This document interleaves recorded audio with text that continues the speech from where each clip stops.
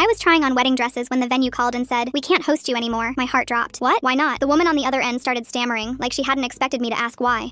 We just can't. I'm sorry. Beat. She hung up. I called back 3 times. No answer. I was just about to call my husband about it when the woman in the bridal store came up to me. "Take that off," she said with no warning, pointing at the dress I was trying on. "Wait, why? I was just about to pay you for it. Take it off. We're closing." I checked the time. It was 1 p.m. She continued, "Please leave." I drove home in a daze with a million things going through my mind. Why was this happening? Was someone actually trying to sabotage my wedding? But who? My fiance held me that night and told me we'd figure it out, and I believed him. But then, 2 days later, the caterer called. Same thing. "We can't do your event anymore." No real explanation, just awkward stammering and then silence. By the end of that week, the florist had backed out, then the photographer. Every single vendor we'd booked was suddenly unavailable, and none of them could give me a straight answer why. I started to feel like I was losing my mind. I wish I knew that the whole time it was just one person who was out to get me. But that's when I called the photographer one more time, begging for an explanation. "Please," I started. "I have no idea what's going on." What she said next changed everything. She said, "I'm sorry, but a woman called and told me you had a reputation for being some sort of scammer, that this was your 4th wedding, and they've all been fake because you're using it as a disguise for some scamming scheme you have going on." I froze. "What woman?" She went quiet.